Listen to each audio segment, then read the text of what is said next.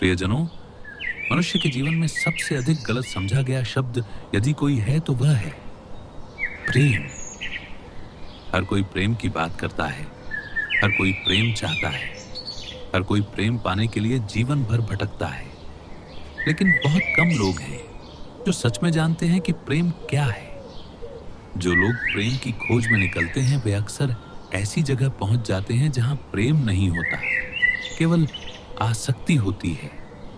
और जब आसक्ति को प्रेम समझ लिया जाता है तब जीवन में दुख शुरू हो जाता है। तुमने शायद ध्यान दिया होगा कि जब कोई व्यक्ति कहता है कि वह प्रेम में है तो उसके साथ ही डर भी पैदा हो जाता है। उसे डर लगता है कि कहीं जिसे वह प्रेम करता है वह उसे छोड़ न दे, कहीं वह किसी और की ओर आकर्षित ना हो जाए, कहीं वह उससे दूर ना हो जाए। यह डर बताता है कि जो चल रहा है वह प्रेम नहीं है, वह आसक्ति है। प्रेम में डर नहीं होता, प्रेम में भरोसा होता है, स्वतंत्रता होती है, एक गहरी शांति होती है। आसक्ति का स्वभाव बिल्कुल अलग है। आसक्ति कहती है कि जिसे मैं चाहता हूं वह मेरा है। आसक्ति हमेशा स्वामित्व की भाषा बोलती है। वह कहती है कि तुम मेरे हो, तुम सिर्फ मेरे लिए हो, तुम्हें वैसे ही जीना चाहिए जैसा मैं चाहता हूं। लेकिन यह प्रेम नहीं है, यह तो किसी को पकड़ लेने की इच्छा है, यह तो किसी को अपने अनुसार ढाल लेने का प्रयास है। जब भी मनुष्य किसी को पकड़ने की कोशिश करता है वह भूल जाता है कि जीवन की सबसे बड़ी सच्चाई स्वतंत्रता है। हर आत्मा स्वतंत्र होना चाहती है। कोई भी आत्मा कैद में खुश नहीं रह सकती। यदि तुम किसी पक्षी को पकड़कर सोने के पिंजरे में रख दो, उसे सबसे अच्छा भोजन दो, सबसे अच्छा पानी दो, तब भी वह खुश नहीं होगा, क्योंकि उसके लिए सबसे बड़ा सुख उड़ने में है, उसके लिए सबसे बड़ा आनंद आकाश में है। मनुष्य के संबंधों में भी यही होता है। लोग कहते हैं कि वे प्रेम करते हैं, लेकिन उनके प्रेम में पकड़ होती है, भय होता है, नियंत्रण होता है। वे दूसरे व्यक्ति को अपने अनुसार जीने के लिए मजबूर करना चाहते हैं। वे चाहते हैं कि दूसरा व्यक्ति उनके बिना कुछ भी न करे। लेकिन जिस क्षण यह इच्छा पैदा होती है उसी क्षण प्रेम मरने लगता है। प्रेम का स्वभाव पकड़ना नहीं है, प्रेम का स्वभाव बहना है। प्रेम नदी की तरह है। नदी किसी को पकड़ती नहीं, नदी किसी को रोकती नहीं, नदी बहती रहती है। जो उसके साथ चलना चाहे वह उसके साथ चल सकता है, लेकिन नदी किसी को बांधती नहीं। यही प्रेम का स्वभाव है। जब तुम किसी से सच में प्रेम करते हो तो तुम्हारे भीतर यह भावना पैदा होती है कि दूसरा व्यक्ति खुश रहे।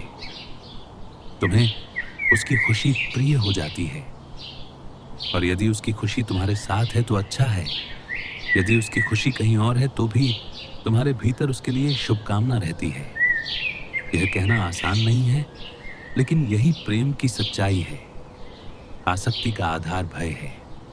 मनुष्य अकेले होने से डरता है। उसे लगता है कि यदि कोई उसके साथ नहीं होगा तो वह अधूरा रह जाएगा। इस अधूरेपन के कारण वह किसी को पकड़ लेता है। वह सोचता है कि दूसरा व्यक्ति उसे पूरा कर देगा, लेकिन कोई भी व्यक्ति दूसरे को पूरा नहीं कर सकता। जब दो अधूरे लोग मिलते हैं तो वे एक दूसरे से अपेक्षाएं करते हैं। वे चाहते हैं कि दूसरा उनकी खाली जगह भर दे, लेकिन ऐसा कभी नहीं होता। इसलिए आसक्ति हमेशा संघर्ष पैदा करती है। जहां आसक्ति होती है वहां झगड़े होते हैं, शिकायतें होती हैं, निराशाएं होती हैं। लोग कहते हैं कि उन्होंने प्रेम किया और उन्हें दुख मिला, लेकिन सच ये है कि उन्होंने प्रेम नहीं किया था, उन्होंने आसक्ति को प्रेम समझ लिया था। प्रेम का अनुभव केवल वही व्यक्ति कर सकता है जिसने स्वयं को समझना शुरू किया है, जिसने अपने भीतर झांकना सीखा है, जिसने ध्यान करना सीखा है। ध्यान मनुष्य को जागरूक बनाता है। जब तुम जागरूक होते हो तो तुम अपने डर को देख पाते हो, अपनी असुरक्षाओं को देख पाते हो। तब तुम्हें समझ में आता है कि तुम किसी को प्रेम नहीं कर रहे थे, तुम केवल उसे खोने से डर रहे थे। जब यह समझ पैदा होती है तब एक परिवर्तन शुरू होता है। तब मनुष्य दूसरे को पकड़ना छोड़ देता है। तब वह समझता है कि प्रेम का अर्थ किसी को बांधना नहीं है, बल्कि उसे स्वतंत्र होने देना है। तब संबंधों का स्वरूप बदल जाता है। कल्पना करो कि दो लोग मिलते हैं जो भीतर से स्वतंत्र हैं। वे एक दूसरे को पकड़ने की कोशिश नहीं करते, वे एक दूसरे को बदलने की कोशिश नहीं करते, वे केवल एक दूसरे के साथ होने का आनंद लेते हैं।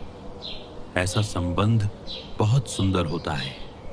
उसमें संघर्ष नहीं होता, उसमें दबाव नहीं होता, उसमें भय नहीं होता, उसमें केवल साझेदारी होती है।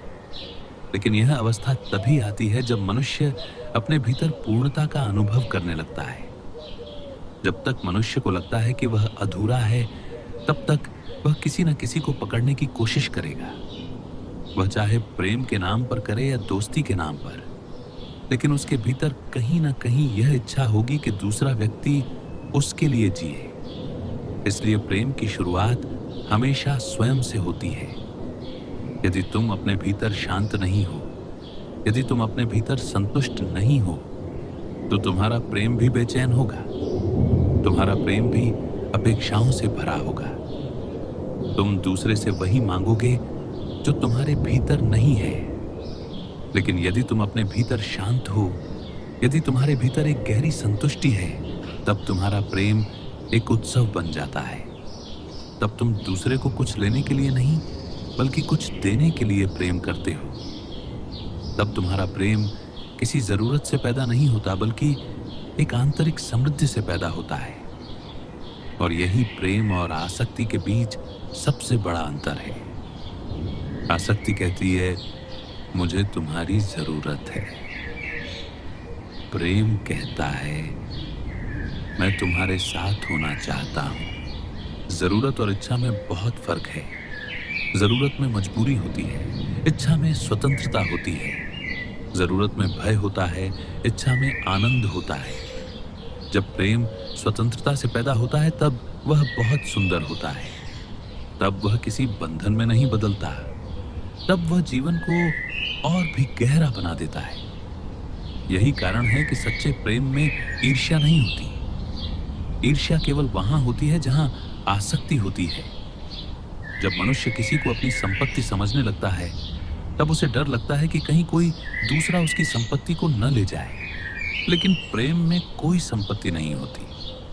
प्रेम में केवल दो स्वतंत्र व्यक्ति होते हैं जो एक दूसरे की उपस्थिति का आनंद लेते हैं।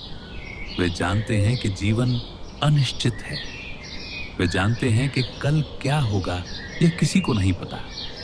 इसलिए वे वर्तमान क्षण को पूरी तरह जीते हैं। जब तुम वर्तमान में जीना सीख लेते हो, तब प्रेम अपने आप प्रकट होता है। तब तुम्हें किसी से प्रेम करने की कोशिश नहीं करनी पड़ती। तब तुम्हारे भीतर प्रेम एक सुगंध की तरह फैलने लगता है। और जो व्यक्ति प्रेम की इस सुगंध को जान लेता है, वह फिर कभी आसक्ति में नहीं पड़ता, क्योंकि उसे समझ में आ जाता है कि आसक्ति केवल दुख का कारण है, जबकि प्रेम आनंद का स्रोत है। यही समझ जीवन को बदल देती है। और जब मनुष्य इस समझ के साथ जीना शुरू करता है, तब उसके संबंध बदल जाते हैं, उसका जीवन बदल जाता है, उसका दृष्टिकोण बदल जाता है। प्रेम तब एक बंधन नहीं रहता, बल्कि एक आशीर्वाद बन जाता है। और यही प्रेम का वास्तविक स्वरूप है। यदि तुम इसे समझ सको, यदि तुम इसे अपने जीवन में अनुभव कर सको, तो तुम्हारा जीवन एक नई दिशा में चल पड़ेगा। तब तुम किसी को पकड़ने की कोशिश नहीं करोगे, तब तुम केवल प्रेम करोगे। और जब प्रेम होता है, तब जीवन में एक गहरी शांति उतर आती है।